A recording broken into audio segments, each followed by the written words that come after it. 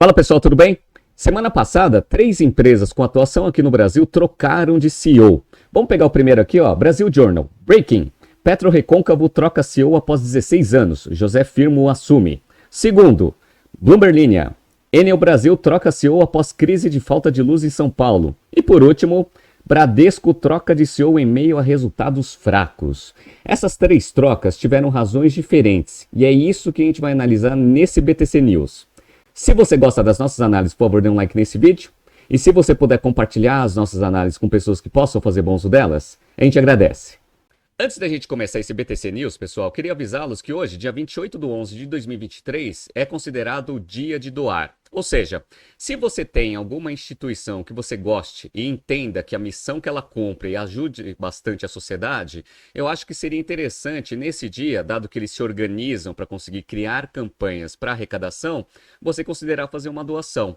E eu vou convidá-los a conhecer o Instituto Semear, que eu mencionei na semana passada, e para quem está vendo aqui no YouTube e no Spotify, eu estou mostrando o site da ONG, que é uma ONG muito séria, que tem parceria com a BTC já há bastante tempo, e eu vou descrevê-los aqui conforme eles se descrevem dentro do próprio site. Vamos lá?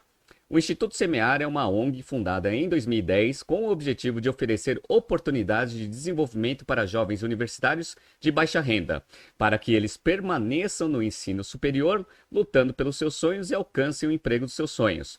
Por meio de bolsas auxílios, mentoria e rede de contatos, os 3 pilares fundamentais do Instituto Semear, os jovens se desenvolvem para se tornarem líderes multiplicadores. Então, como hoje é o dia de doar e se você está disposto, dentro das suas condições, a buscar uma instituição séria para fazer uma doação, eu convido vocês a entrar no site do Instituto Semear para vocês verem o trabalho que eles executam e, se vocês acharem que faz sentido, vocês fazerem uma doação. Ela é uma ONG que é auditada pela Ernst Young, e tem como grandes doadores, grandes empresas como o Itaú BBA, o Google, o Salesforce, e a BTC tem parceria com o Semear já há bastante tempo. Então entre no site deles ou busque uma instituição que vocês acreditam que faça um trabalho sério e faça doação, porque nesse final de ano é sempre importante a gente dar uma ajuda para quem tem necessidade. Perfeito? Bom, vamos começar esse BTC News entendendo por que uma empresa troca o seu CEO. São várias razões, mas a gente pode agrupar em 2 grandes razões. A primeira é quando o próprio CEO ele decide sair, ou porque ele está há muito tempo no cargo e quer desafios novos na carreira, ou porque ele quer tocar alguns projetos pessoais. Aí ele avisa o conselho administrativo e começa-se a desenhar um plano de sucessão, e aí esse processo é bem controlado. O outro grupo de razões é quando a empresa entende que aquele CEO não é o mais adequado para a cadeira, ou porque os resultados de curto prazo não estão sendo satisfatórios, ou porque ele não é adequado para tocar a estratégia de médio e longo prazo que o conselho administrativo enxerga. Aí eles avisam o CEO que vai haver a troca. Esse processo também é controlado, mas ele é menos controlado do que o primeiro. No caso da PetroRecôncavo, que é uma empresa de 22 anos operando oil and gas aqui no Brasil, fez sua abertura de capital em 2021 e está fazendo a troca. No caso da PetroRecôncavo, é a primeira razão. O CEO já está há 16 anos no cargo, decidiu sair. Vamos entender? A PetroRecôncavo acaba de anunciar que José Firmo passará a ser o novo CEO da companhia, substituindo Marcelo Magalhães, que está no comando da petroleira há quase 16 anos. A passagem de bastão será efetivada no dia 1º de janeiro. Vamos entender como que foi esse processo. No fim do ano passado, Magalhães já havia sinalizado para o conselho que gostaria de se afastar do cargo para tocar projetos pessoais, especialmente nas áreas de ESG e inteligência artificial, e também ficar mais próximo à família. Então aqui foram questões pessoais que fizeram o Magalhães pedir demissão. O primeiro contato da PetroRecôncavo, confirmo que é o novo CEO, que ocupou o cargo de CEO do Porto de Açu nos últimos 4 anos, aconteceu há 4 meses. Então vocês viram que esse processo de sucessão começou há 4 meses e vai ser efetivado só no dia 1º de janeiro. Será que ele é adequado para o cargo? Vamos ver o histórico? Apesar de sua experiência recente em logística, Firmo fez carreira no setor de oil and gas. Teve uma passagem de 5 anos pela Seadrill, especializada na exploração offshore, onde chegou a ser CEO no Brasil e vice-presidente para as Américas. Então já é uma pessoa que tem bastante contato com o setor e já foi CEO de uma operação aqui no Brasil. Antes disso, atuou por 23 anos na Schlumberger, agora renomeada SLB, onde chegou a presidente da operação brasileira. Schlumberger é uma empresa que presta serviço para o setor de oil and gas. Para Magalhães, os conhecimentos de firmo na área de logística serão fundamentais para a PetroRecôncavo recuperar os índices de eficiência que tinha no passado, antes da empresa aumentar o seu faturamento em 10 vezes nos últimos 5 anos, que foi até a tese no IPO de 2021, que foi até muito bem sucedido, aliás, né? Bom, vamos entender aqui quais são os desafios desse novo CEO. Ao mesmo tempo, o novo CEO terá que lidar com a pressão do mercado após o anúncio de um aumento de 60% no CAPEX para os próximos anos, além de uma desaceleração na produção registrada nos últimos meses. Então a empresa ela veio perdendo um pouco de performance nesses últimos meses, e aí o mercado ele entendeu, ou pelo menos o conselho administrativo, que seria interessante fazer alguma passagem de bastão, dado que até o Magalhães queria que isso ocorresse, né? Essa preocupação está refletida no preço das ações. Nos últimos 12 meses, a PetroRecôncavo cai 33% na bolsa, ficando bem atrás dos pares como a Prio, alta de 30%, e a 3R Petroleum, uma queda de 11%. Então a PetroRecôncavo vem tendo uma performance em termos de ações muito ruim em relação aos seus pares. A PetroRecôncavo fechou valendo 5,7 bilhões de reais na B3. Mas ela está dando lucro para quem entrou no IPO. O IPO saiu a 14,75. Para quem está vendo aqui no YouTube e no Spotify, eu estou mostrando para vocês a cotação hoje. Eu estou gravando na segunda-feira das ações da PetroRecôncavo. Está em R$19,41. Então está acima do IPO. Mas quando você pega aqui o gráfico das ações, ela chegou ali em janeiro de 2023 a valer R$33,63 por ação. Agora está 19,41. Então teve uma queda aí que veio provavelmente por causa da queda de performance. Com essa troca de CEO, eventualmente o mercado vê com bons olhos que isso pode fazer a empresa começar a aumentar a sua rentabilidade, se a experiência do firmo for uma experiência interessante na parte de aumento de performance operacional. Então vamos entender aqui o que aconteceu, mas nesse caso aqui o CEO queria sair e trouxe uma pessoa bem adequada para a estratégia de médio e longo prazo da companhia. Perfeito, né? Qual que é o segundo caso? O segundo caso é da Enel. Acho que todo mundo já estava minimamente esperando a Enel tomar alguma decisão aqui no Brasil. Por quê? Porque teve aquele problema da luz em São Paulo. Eu, por exemplo, fiquei quase 5 dias sem luz aqui na minha casa. E aí, isso daí, obviamente, trouxe um impacto negativo para a empresa como um todo, a imagem da empresa, para o mercado e também para os seus consumidores. Vamos entender o que aconteceu. A Enel Brasil decidiu trocar o CEO após se tornar alvo de críticas à atuação da companhia depois das chuvas que atingiram São Paulo no começo do mês, em episódio que deixou milhões de pessoas e empresas sem luz por dias, enquanto a empresa não soube atender às demandas da população.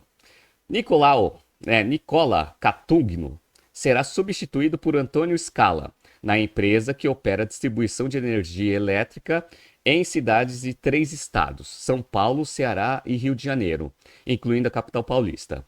Em nota, o grupo confirmou que Contuno deixou a empresa para se aposentar e que a decisão havia sido tomada em outubro, mas a saída acabou prorrogada para o último dia 22 de novembro. Bom, então a empresa falou que esse processo já estava andando, só que eles só aceleraram esse processo dado todo o problema. Difícil de acreditar nisso, mas enfim, é o que a empresa divulgou para o mercado.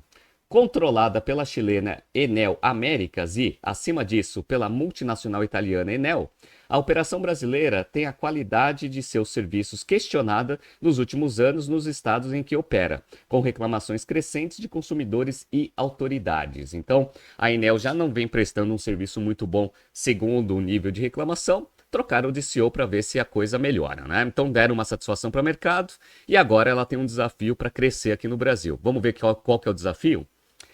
O porte do grupo no segmento de geração cresceu após a incorporação dos ativos da Enel Green Power Brasil, participações LTDA, ao fim de 2021. A Enel Brasil possui atualmente 5,4 gigawatts de capacidade instalada em operação e deverá adicionar 407 megawatts dos parques eólicos que eles têm aqui no Brasil, até o final de 2023, além de 802 megawatts até 2024, com a conclusão dos parques Arinos, solar, e Pedra Pintada, eólico, Desafite. Então é uma empresa que está diversificando bastante sua matriz de geração, indo também para energias renováveis, e isso tem um apelo ESG para o mercado de ações que gosta, né, desse tipo de estratégia que as empresas implementam. A complementariedade das fontes de geração, com a incorporação dos ativos renováveis, eólico e solar, é considerada pelos analistas como positivo para diluir o risco do grupo de geração de energia, limitando a exposição do seu portfólio ao risco hidrológico. Só que tem um ponto, né, pessoal? O problema da Enel aqui não foi geração, ele foi distribuição, porque aí caiu um monte de árvore, pegou um monte de linha de transmissão e aí São Paulo e outras cidades ficaram sem luz. Vamos ver o que a empresa vai fazer. Vai ter que investir bastante aí em tentar aterrar cabeamento aéreo, só que tem um CAPEX muito relevante para fazer isso. Vamos ver como que a empresa toca a sua estratégia agora no médio e longo prazo, principalmente nos estados de atuação. Mas trocou de CEO. Veio um escândalo, o problema aí de imagem da empresa. A empresa decidiu trocar o CEO até para dar uma satisfação aí para o mercado. Então esse foi o segundo caso. E o terceiro caso, pessoal, é um caso mais interessante, que é o caso do Bradesco. O Bradesco, diferentemente de outros bancos aqui no Brasil, ele vem tendo uma performance muito ruim. Tomou decisões de atacar crédito, principalmente para a classe C e D, que tem tido um índice de inadimplência acima da média do setor. E o Bradesco está muito exposto a esse tipo de operação. Vem caindo os resultados e eles fizeram uma troca de CEO, vamos entender? O Bradesco acaba de anunciar que está trocando seu CEO, com Marcelo Noronha substituindo Otávio de Lazari Júnior. O movimento vem em meio a resultados fracos do banco, que tem entregado um ROE bem abaixo da sua média histórica desde o segundo trimestre do ano passado, com uma alta na inadimplência afetando os resultados. O chairman, Luiz Carlos Trabuco, disse que o banco fez a mudança para iniciar um ciclo de projetos e objetivos estratégicos robustos para os próximos anos, e notou que o contexto de mercado é absolutamente desafiador, do ponto de vista de eficiência operacional, aumento da competitividade e ambiente regulatório. Então, nesse caso aqui do Bradesco, foi o segundo principal motivo ali que eu elenquei no começo desse BTC News, que é o seguinte: eles viram que os resultados de curto prazo estão muito ruins e que a visão de médio e longo prazo é muito desafiadora, e entenderam que o Lazari não seria a pessoa adequada para tocar a estratégia do negócio daqui para frente. Bora! Desde o segundo trimestre do ano passado, o ROE do Bradesco tem vindo bem abaixo da média histórica e dos seus principais pares. No terceiro trimestre do ano passado, no terceiro trimestre desse ano, o ROE ficou apenas em 11,3%, em comparação ao ROE de 21,1% do Itaú, 21,3% do Banco do Brasil e de 13,1% do Santander Brasil. Conseguiu ser pior que o Santander, que teve está tendo um ano muito ruim. Então o Bradesco viu que o resultado estava muito ruim aqui em 2023, decidiu trocar de CEO. Né? Bora, vamos entender se o Noronha ele é qualificado para a posição. Vamos ver?